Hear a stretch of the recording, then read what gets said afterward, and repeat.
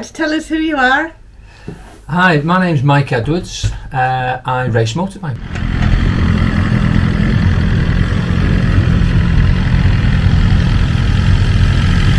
And I enjoy riding BMWs in particular. So which is the earliest BMW you can ever remember riding? The earliest BM would be an R26 or an R27, I'm not quite sure. It was a 250 single my father had a long time ago. And he used... Fantastic timing. And what was special about it? Well, the BMs of that era, they had the forks were like I think they were called Earl's forks, non-telescopic, and they had like a linkage system on the front. Curious the way they used to handle, but the interesting thing about them was the level of comfort was unparalleled compared to anything. And in fact, where we used to live at the time in Wigan, there was a road which on the way to Chorley, ironically called Chorley Road, which was an absolute motocross track of a road. And my dad used to drive down there absolutely flat out, which was only about 60 on the BM, with the wheels going berserk and me hanging on, because if you look at a picture of an R26, the passenger seat was like a little dicky seat, like a little extra seat stuck on top of the mudguard with a little grab handle on the front. So I was kind of clinging on like some sort of weird thing hanging on the back. But no, that was my earliest memory of BMs, and I used to really enjoy it. And what bikes did your dad go on to have that you used to ride pillion on? Well, he had quite a few BMs over the years. He had an R later on, not long after that to be fair, he had an R50, which was one of the first ones. I think it must have been a stroke 5, because it had telescopic forks, drum brakes. It was a lovely thing, black with a fairing, Avon fairing I think it had on it. Didn't like the fairing. And then he had an R60 stroke 5, which was 60 stroke 6, which was one of my favourite BMs, I think, of all time. It's a lovely thing, that was. At the time, my brother was getting back into biking after his accident, and he got a 75.5, so that we had BMs right through the family. My dad upgraded then to a 90S, which I absolutely adored, and did plenty of mileage, because by that time, we're going on a few years now, I'd actually got my bike test, and my dad, he let me actually go out on it and enjoy it. It was fantastic. For me, certainly the early BMs who get you hooked, but they are, you can call them quirky, call them what you like, but you gain ownership. They're just such a lovely thing to have. Are they a lifestyle choice? Oh, definitely. It's you wouldn't say they're all wrong, the early ones, pot stuck out the side, shaft drive. You had to ride them in a certain way. You couldn't just sort of, like if you were going round the corner and you shut the throttle, they kind of sit down because of the early shaft drive systems, and the pot would go on the floor, and just the bikes used to go in a straight line. But once you got used to the idea of how to ride them, power through the corners and so on, they were very effective bikes. I used to really love them. First bike BM I owned was actually an ex-police bike, an 80 stroke 7, and I was doing compulsory basic training at the time, and I adored that. It had done I think 90,000 miles, and it was like a brand new bike. It was just a lovely thing. So all your CBT pupils were led round by you on that?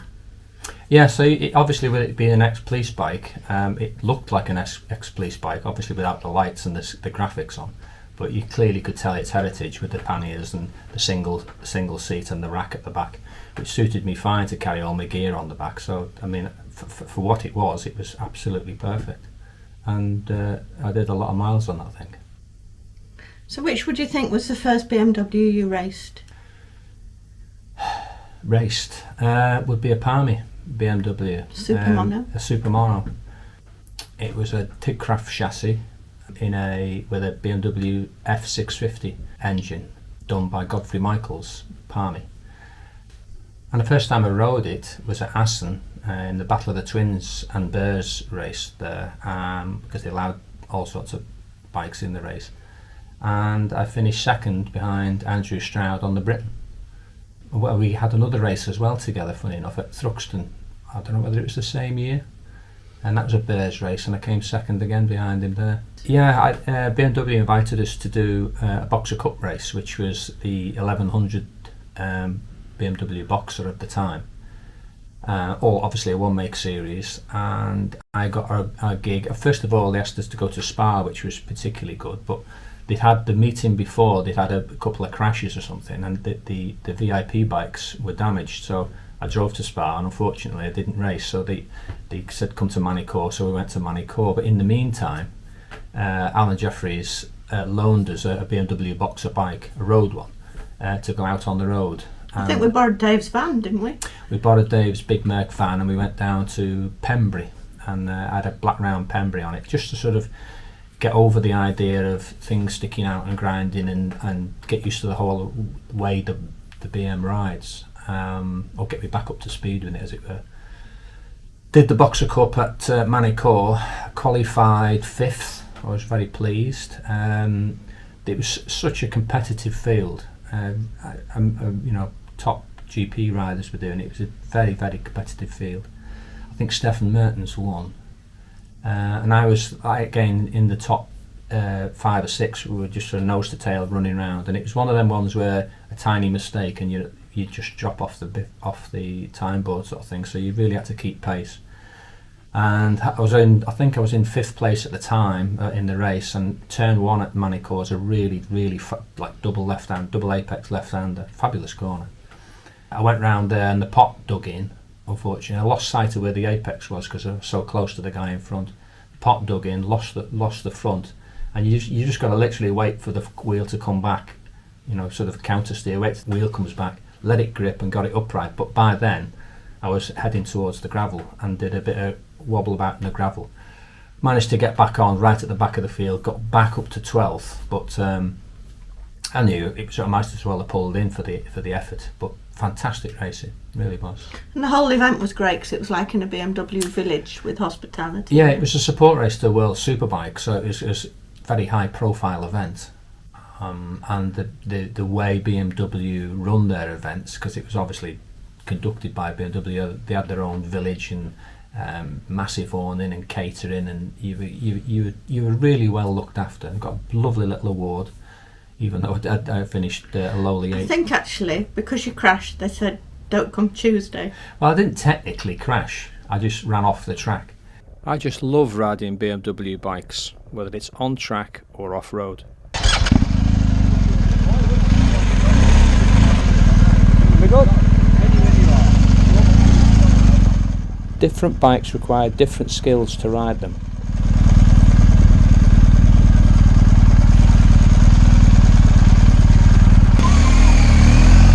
But no matter what you ride or where, there'll be a BMW to suit you. You have to say they really are a great bike. They're just, you can't want any more. I totally see why people enjoy them on the road. Just relaxing, punchy, smooth, comfortable, it ticks every box really. So I was starting to do my coaching. I needed a bike, and BMW loaned me an R1200S, which we named Bill. Everyone was very curious about it because of there certainly was no BM Boxers out on the track at that point. And ridden spiritedly, you could really put it amongst people and woody people, and it was a great coaching bike, to be fair. Really enjoyed it. Comfy? Yeah, heated grips, very smooth, very reliable, and to be fair, the telelever system which the BMs had, which is different in the sense that how they feel and the way they ride, I always thought it was fantastic, particularly in corner entry, because you didn't get the dive you do with a conventional fork, telescopic fork, and you corner entry and then you pick the throttle at mid-corner and you could carry on steering around the corner as opposed to start to run wide. It was different, and I think that's what people struggle to get their heads round, but very, very effective, and I really enjoyed it.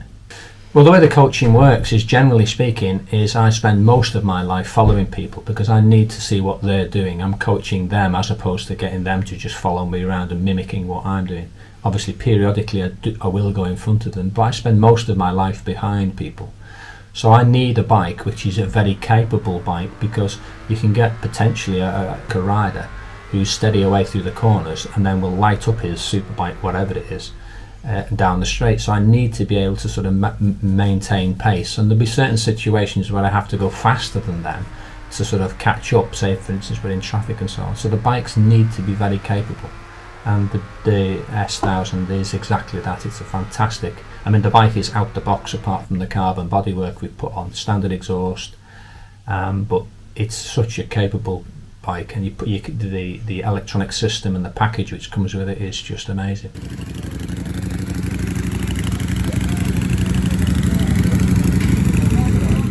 See you on track or off-road really soon.